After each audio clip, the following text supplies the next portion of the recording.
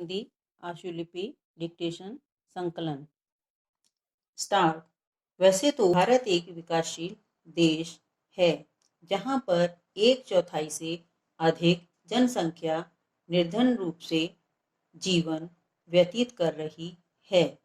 यह जनसंख्या बेरोजगारी के अभाव में, निर्धनता के अभाव में और कुपोषण के कुचक्र में इस तरह से फंसी हुई है कि सरकार के ढेर सारे इंतजाम के बावजूद भी इस निर्धन जनसंख्या को वे आवश्यक चीजें उपलब्ध नहीं हो पा रही हैं जो आम आदमी को जिंदा रहने के लिए न्यूनतम स्तर पर उपलब्ध होनी चाहिए। इन नागरिकों की दयनीय स्थिति होना निश्चित तौर पर शर्म की बात है। अंतरिक्ष विज्ञान, परमाणु ऊर्जा, महासागर विकास, जैव प्रौद्योगिकी एवं विज्ञान प्रौद्योगिकी के क्षेत्रों में भारत की उपलब्धियां कितनी ही गौरवशाली क्यों न हो, लेकिन जब इन उपलब्धियों को देश के प्रति व्यक्ति आय और निर्धनों की विशाल संख्या के साथ रखकर देखा जाता है तो मालूम होता है कि भारत की गणना आज विश्व के गरीब देशों में ही होती है। एक हिसाब से निर्धनता एक सापेक्षिक शब्द है जिसकी परिभाषा और परिधि देश काल एवं परिस्थिति के अनुसार परिवर्तित होती रहती है। हमारे अर्थवेत्ताओं का यह कहना सही है कि सारे देश में फैले 38 लाख कर्मचारियों के वेतन में हुई भारी वृद्धि से समाज के रहन सहन के स्तर में बहुत फर्क पड़ सकता है। इसके परिणाम स्वरूप यह फर्क तमाम तरह की विसंगति और विकृतियों को पैदा करने वाला हो सकता है। सबसे बड़ा फर्क तो प्रत्यक्ष तौर पर बाजार में पड़ता है। सामान्य तौर पर दुकानदार द्वारा अपने आप मूल्य वृद्धि कर दी जाती है। मकान मालिकों द्वारा अपने आप वृद्धि कर दी जाती है। दैनिक उपयोग की वस्तुओं पर स्वेच्छा से तत्काल कीमत बढ़ा दी जाती है। वेतन के साथ साथ आवासीय भत्तों में बढ़ोतरी के कारण मकान मालिक अपने किराएदार के किराए में वृद्धि कर देते हैं। जितना बड़ा अधिकारी और कर्मचारी होगा उसको उतना ही अधिक लाभ।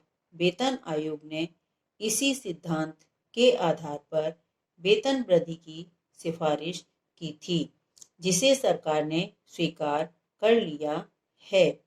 इस प्रकार 38 लाख केंद्रीय कर्मचारी जो देश की कुल आबादी का 0.4% है।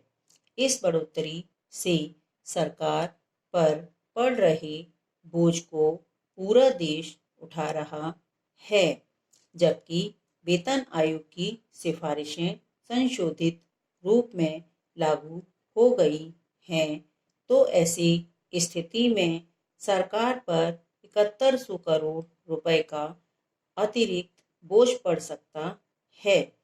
मेरे ख्याल से इस अतिरिक्त बोझ को सरकार ने रसायन, दवा, कागज, खाद्य तेल, दालें, इलेक्ट्रॉनिक सामान और धातु पर 3% आयात शुल्क बढ़ाकर आम जनता पर लाद दिया है।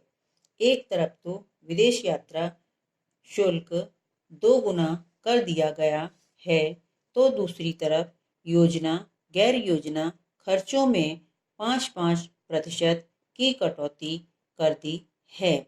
रेल मंत्रालय ने भी रेलवे कर्मचारियों के इस बढ़ रहे वेतन से पड़ने वाले आर्थिक बोझ को आम जनता पर दैनिक उपयोग में आने वाली वस्तुओं के माध्यम से माल भाड़े में वृद्धि कर लाद दिया है। इस तरह से केंद्रीय कर्मचारियों के बड़े वेतन का रुपया देश की आम जनता से वसूला जा रहा है। इस वेतन बढ़ोतरी के बाद देश भर में दैनिक उपयोग से लेकर अन्य दूसरी चीजों के दाम बढ़ चुके हैं। इस हो रही बढ़ोतरी की तरफ सरकार को ध्यान देना चाहिए। भारत में निर्धनता को उस स्थिति के रूप में परिभाषित किया जाता है जिसमें कोई आदमी उतनी भी आय अर्जित ना कर पाए जो उसके जीवित रहने के लिए निम्नतम स्तर पर अपनी आवश्यकताओं को क्रय कर सके। भारत में निर्धनता के विषय में परिभाषित करने का सबसे पहला प्रयास जुलाई 1962 में योजना आयोग के माध्यम से किया गया था। योजना आयोग ने गरीबी रेखा का आकलन करने के लिए एक वैकल्पिक परिभाषा अपनाई है जिसमें आहार संबंधी आवश्यकताओं को ध्यान में रखा गया है। इस परिभाषा के अनुसार ग्रामीण क्षेत्रों में प्रति व्यक्ति प्रतिदिन के भोजन में 2424 कैलोरी तथा शहरी क्षेत्रों में 2095 कैलोरी पोषण आवश्यकताओं को निर्धनता रेखा के रूप में स्वीकार किया है। अर्थात भारत के ग्रामीण क्षेत्रों में उन समस्त परिवारों को निर्धनता रेखा से नीचे माना जाता है जिनको प्रति व्यक्ति प्रतिदिन 2400 कैलोरी युक्त भोजन प्राप्त नहीं हो पाता है। इसी प्रकार गरीबी क्षेत्र के वे समस्त परिवार निर्धनता की रेखा के नीचे माने जाते हैं जिनको प्रति व्यक्ति प्रतिदिन 2100 कैलोरी युक्त भोजन भी प्राप्त नहीं हो पाता है। औसत कैलोरी आवश्यकता का अनुमान आयु एवं व्यावसायिक वर्गों के अनुसार जनसंख्या संरचना तथा भारतीय आयुर्विज्ञान अनुसंधान परिषद द्वारा संतुलित किए गए कैलोरी मानक के आधार पर लगाया जाता है। आर्थिक रूप में निर्धनता रेखा उस उपयोग वर्ग का मध्य बिंदु है जहां कैलोरी आवश्यकताओं की संतुष्टि होती है।